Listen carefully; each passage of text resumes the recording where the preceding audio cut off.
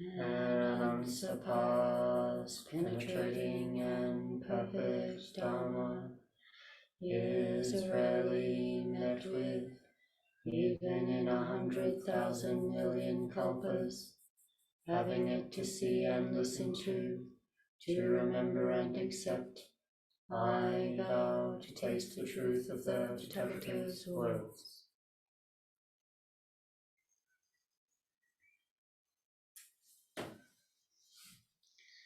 Good morning and good afternoon.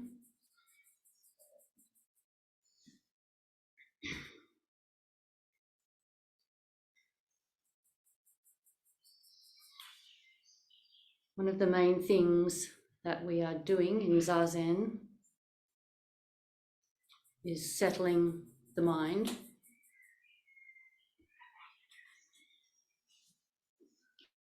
And one way to describe what that is, what settling the mind is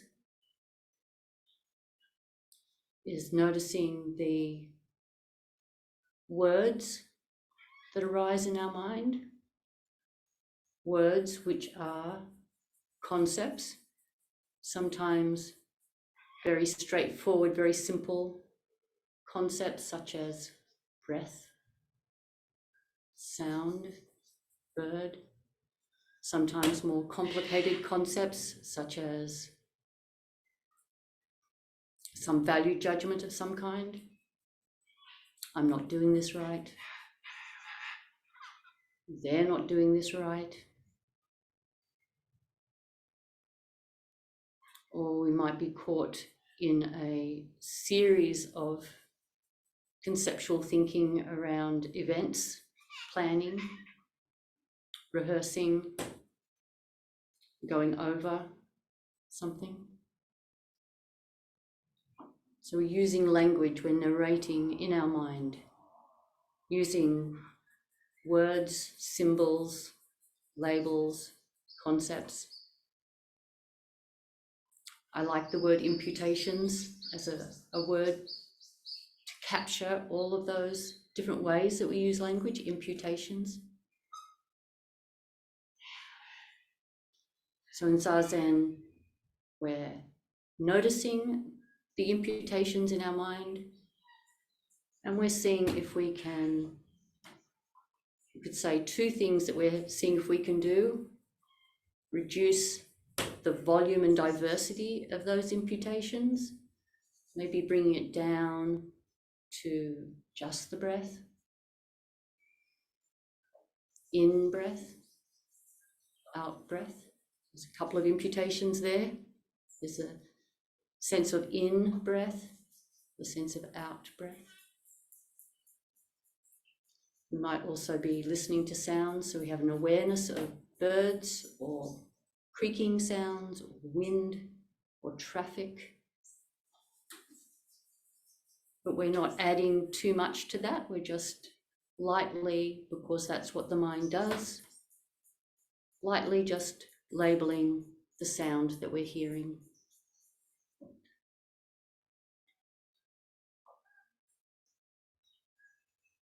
And we might also be noticing sensations in our body, maybe shifting between those things.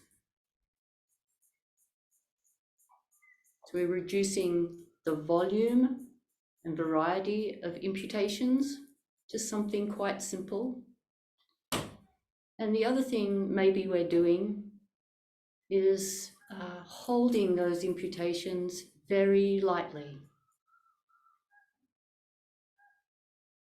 not believing them too much, so to speak. Even paying attention to the in-breath,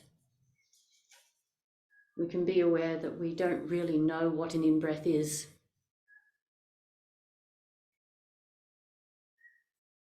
And the actual in-breath itself doesn't call itself breath. It doesn't call itself in.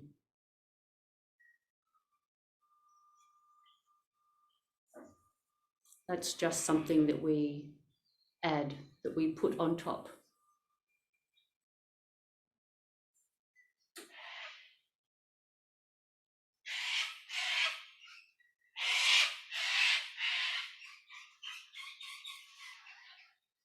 So in Zazen, we're reducing the variety and volume of imputations, and we're reducing the degree to which we hook onto and believe them as actual, accurate terms for whatever it is that we're imputing.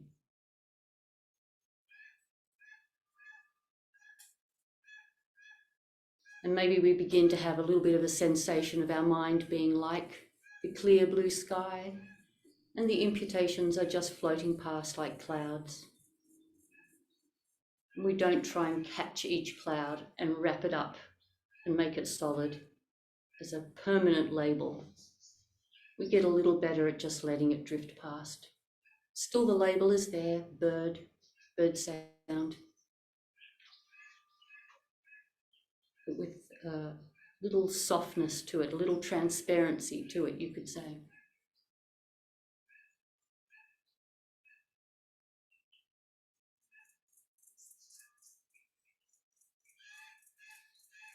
And we do this practice. It's very refreshing to have less imputations in the mind. It's just very refreshing to have the mind be a little more spacious in that way. And it is a form of mind training so that in daily life, our relationship to imputations changes.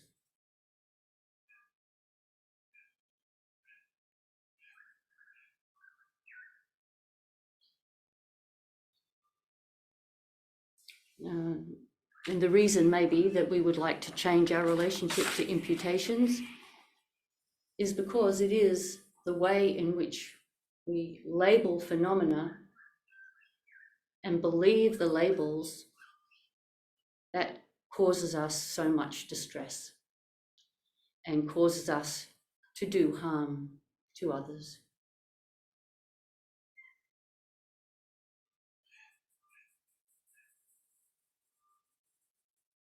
All the imputations that we create are inventions. Every single one of our imputations are inventions. They are fantasies of the mind. They are imaginations. They're imaginary. Which is not to say that they don't serve a useful function. They do serve a useful function. We have this common imagination about things. We call a chair a chair. We have an agreement that that's what that thing is. We make them in a particular way. We relate to them in a particular way. It allows us as a society to cooperate with each other, to have common imputations. So they're very, very useful. There's nothing wrong with them. We wouldn't be able to live without our imputations, without our labels.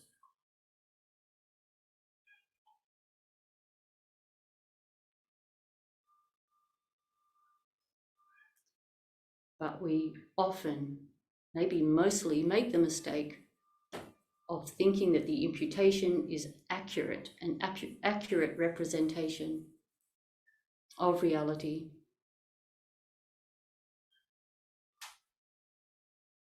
And that gets us into trouble when we do that.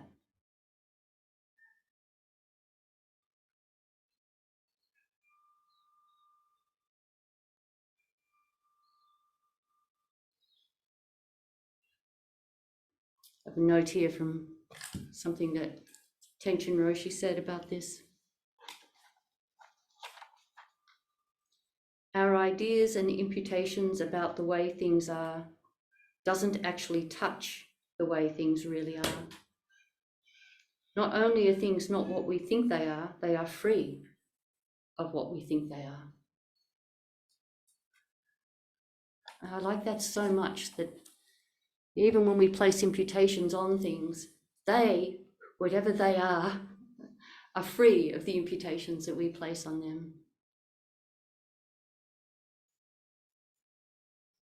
Just this morning before Zazen started, I was sitting just outside the Zendo and just admiring the beauty of the garden. There's such a diversity of trees, quite a lot of different insects just in that 5 minutes There's dragonflies and bees and spider and other little creatures I couldn't quite work out what they were, little flies maybe. And even though I have all those words and I was in my mind narrating words about the garden, because that's what our mind does, our mind talks to us, the garden itself just doesn't care. The garden didn't care what Nettie was thinking in her mind about it. The garden doesn't care. It's just wholeheartedly being itself, and we can't know what that is.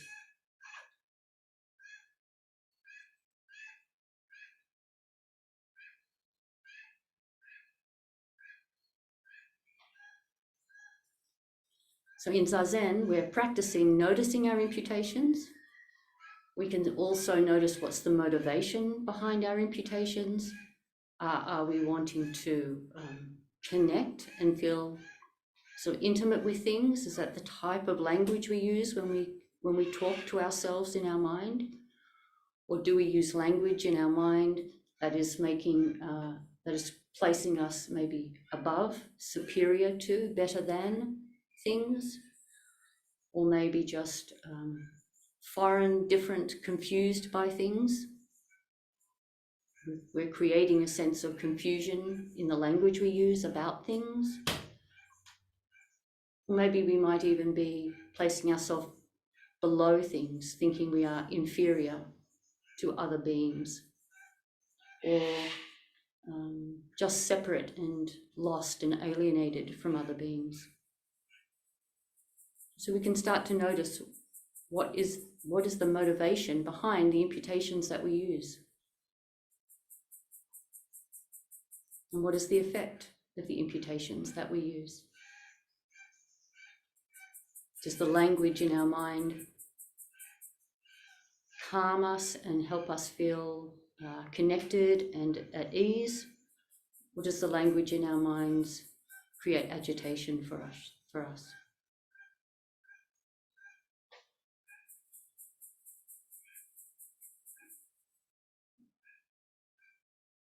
So as we do that in our morning zazen or our daily zazen, we become better at observing the way our mind is functioning just in ordinary daily life. And that offers us the opportunity to exercise a little bit of choice, to influence our mind rather than our mind driving us around. We can notice the effect of our thoughts, our imputations, and maybe try out, experiment a little bit with relating to words and symbols in our mind a little differently.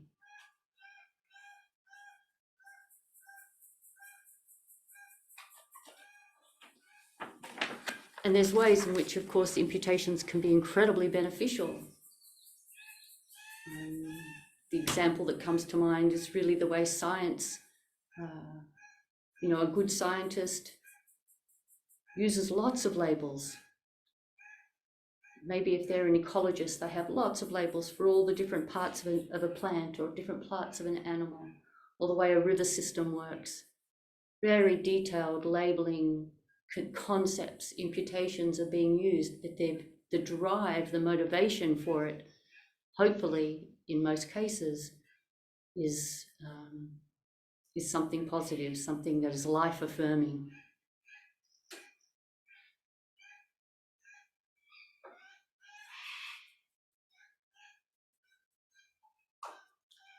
And we can do the reverse, of course, too. We can use imputations in a way that can be very harmful and can encourage other people to be harmful. And people have different opinions about what harmful is, because harmful too is an imputation. Harmful itself is also an idea.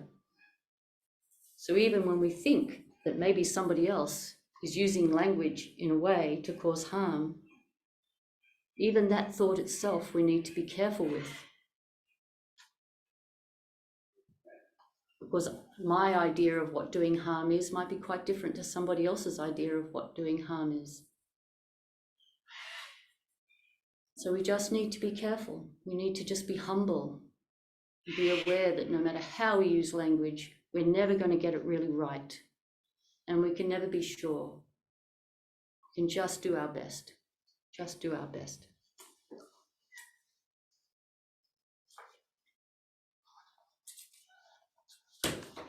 And here's a paragraph from Tenshin Roshi's book, The Third Turning of the Wheel.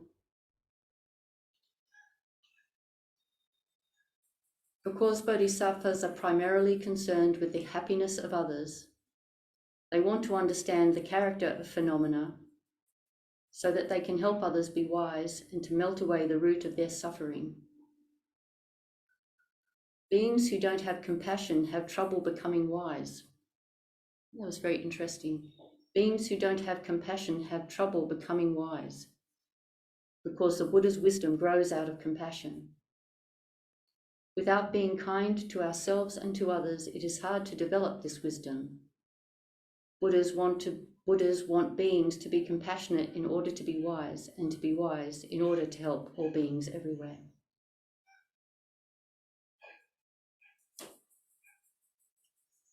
So one thing we can always do is be kind.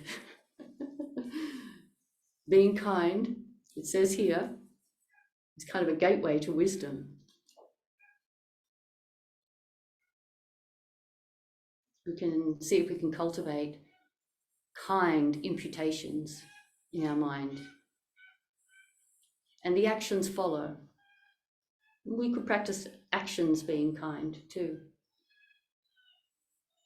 But most of the power seems to be in the habit of our mind. So cultivating kind language in our own mind will translate into kinder actions, which cultivates wisdom in us, which then helps us become more compassionate and so on.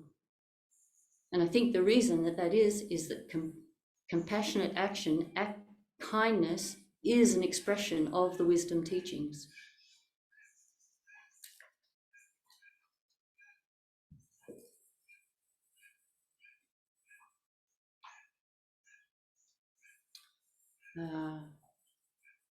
A very simple example of a very primary imputation that we have is the word other. Self, other. Other is an extremely powerful imputation.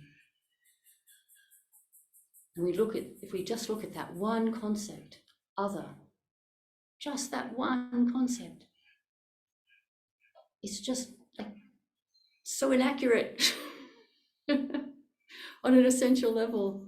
On a practical, functional level, yes, it's very practically useful. I am here, you are there, Alex is there. Self and other.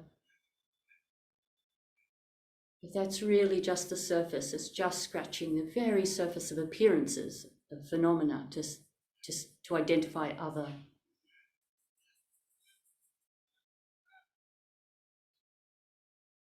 We're so much more than self and other. And it reminded me of one of the koans in the Gateless Barrier, case 12.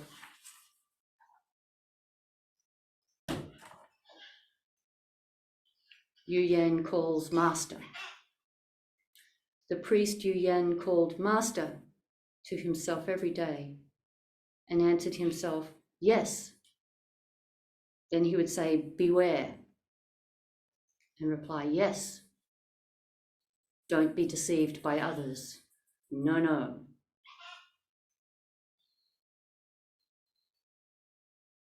Master, yes. Be aware, yes. Don't be deceived by others. No, no. Don't be deceived by others.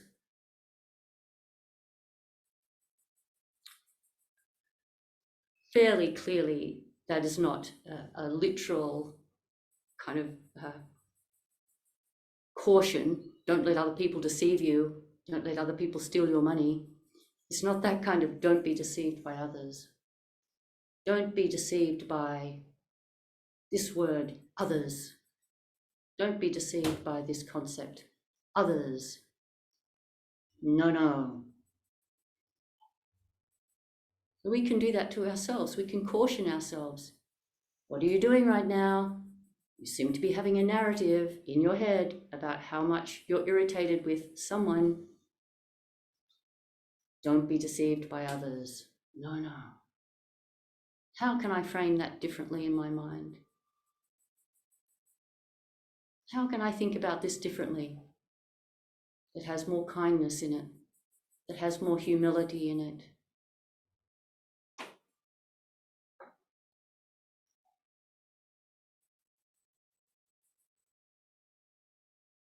And thinking about just being deceived,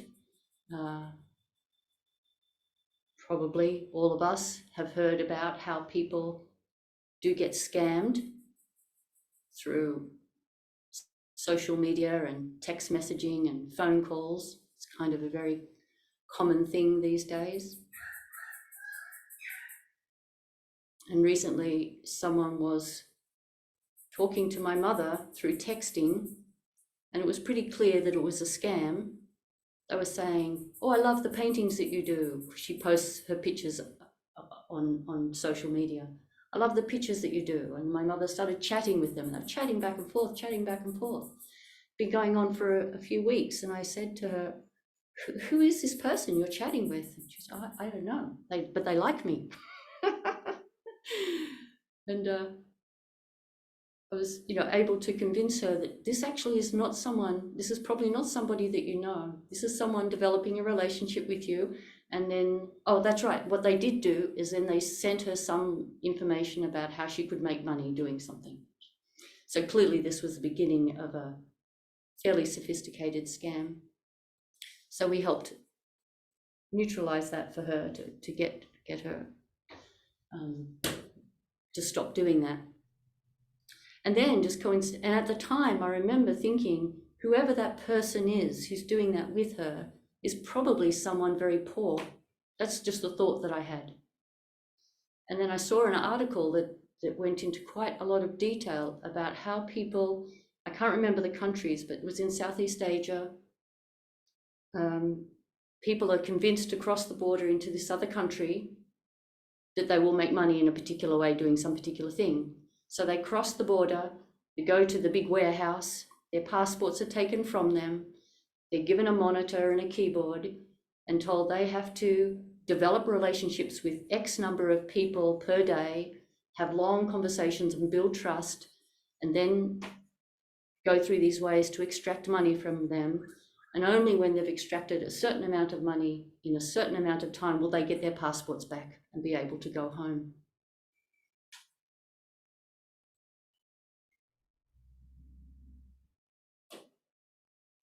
So that would be a little bit hard to just imagine that that's what is going on when someone tries to scam you. But that probably is what's going on a lot of the time. And in a way, that is symbolic of what's happening for everyone. Even when people are doing something intentionally harmful, and in some ways it doesn't matter how egregious it is, if we look really, really closely, we will see why they did it. I mean, we won't be able to because it's too complicated, but we can imagine that if we were able to, it would all make sense why they are doing this harmful thing.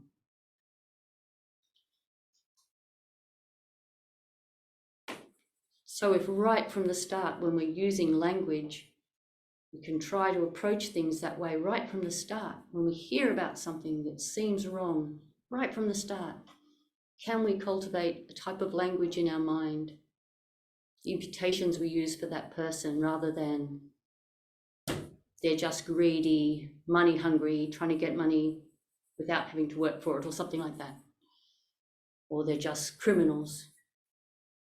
Can we see if we can try out more kind and complex language to explain things that we find difficult?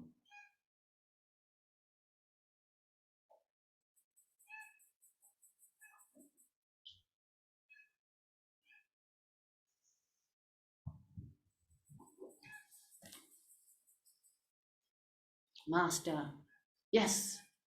Beware, yes. Don't be deceived by others, no, no.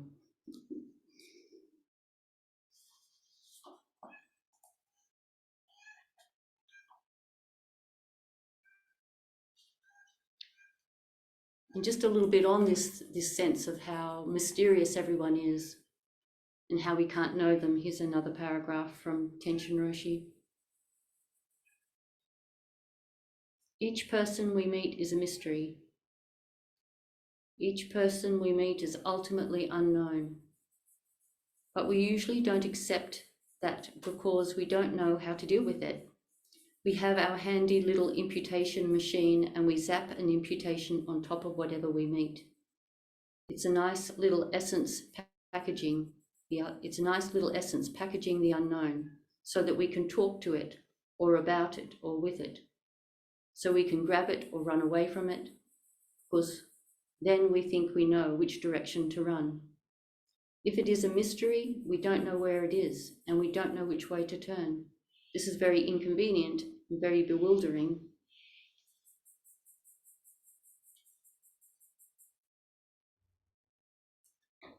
It is inconvenient and bewildering in some ways, but ultimately,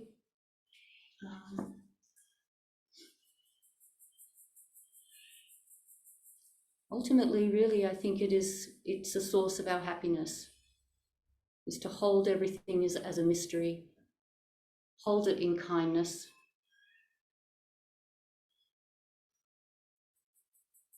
Be careful with our imputations. Use them very carefully, use them wisely.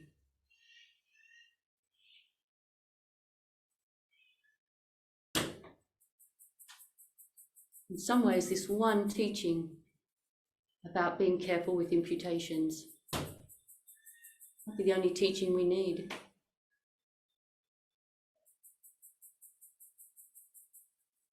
To be kind and wise with our use of language in our minds.